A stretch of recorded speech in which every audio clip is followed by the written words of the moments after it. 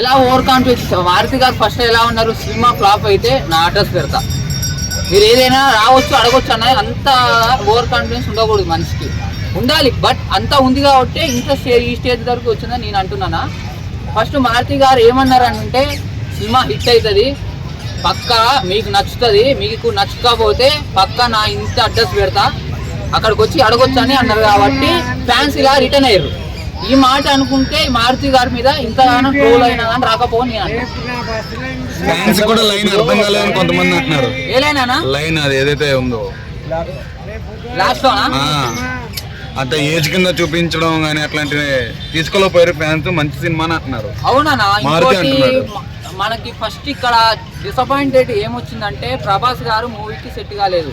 అది ఎలా అంటే, జానర్ మంచిగానే ఉంది, బట్ ఆ జానర్ ఎవరు చేయాలి? కొంతమంది హీరోస్ ఉంటారు, కొత్త హీరోస్, లేకపోతే ఆ జానర్లు చేసే హీరోస్ ఉంటారు. ఆ జానర్లు చేసే హీరోస్ ఉంటే ఆ జానర్ సెట్ అవుతుంది అనమాట.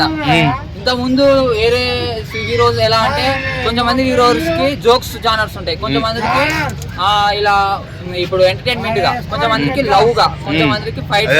మన బాలయ్య బాబు గారికి ఎట్లా మొత్తం బోయపాటి ఫ్యామిలీ టైప్ కొడితే 10 మంది లేచిపోవాలి, రారి ఎదురుపడాలి, పోవాలి, ఇలా ఉంటది. ఇలాంటి జానర్లు సెట్ అవుతాయి. ఇప్పుడు మన బాలకృష్ణ గారికి పోయి వేరే లేకుండా ఈ జానర్ కాకుండా వేరే జానర్ ఇస్తే సెట్ అవుతుందా? అయినా కానీ భయపడే సినిమా గానీ అవుతుందా కాదా? ఈ ప్రభాస్ గారి గిట్ట మన ఈ జానర్ అనేది, రాజ్యసభ జానర్ అనేది సెట్ కాలేదు. అర్థమైందా?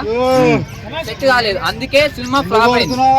అంటే ప్రభాస్ గారిని స్థాయిలో చూస్తాం కదా, ఇందులో జీర్ణించుకోపోయారా? అవునా. ఇప్పుడు ప్రభాస్ గారికి పెద్ద పెద్ద మూవీలు తీసిండు. ప్రజల్లో ఉన్నట్టు ప్రజలకు కూడా తెలియాలంటే వాళ్ళ అసెంబ్లీకి క్రమం తప్పకుండా వచ్చి ప్రజల సమస్యల మీద పోరాటం చేస్తుంటే కనుక ప్రజల్లో ఇంకా వాళ్ళకి నమ్మకం కలుగును. మన గురించే పోరాడుతున్నారు కదా, ఓకే, ఆయన ఒకవేళ ఓడిపోయినంత మాత్రాన రాజకీయాలను వదలలేదు, మనల్ని వదలలేదు. అందువల్ల ఏంటంటే మనం కూడా ఈసారి ఒకసారి చూద్దాం అన్న ఆలోచన వాళ్ళు కలగనివ్వట్లేదు ఎవరు, వీళ్ళ విధానాల ద్వారా. ఒకవేళ ఓడిపోతే ఓడిపోయారండి, చాలామంది ఉన్నారుగా, ఇంకా 11 మంది ఉన్నారు. ఆ 11 మంది అయినా సరే అసెంబ్లీకి వచ్చి ప్రజా సమస్యల మీద పోరాటం చేస్తుంటే కొంచెం గౌరవంగా ఉండేది.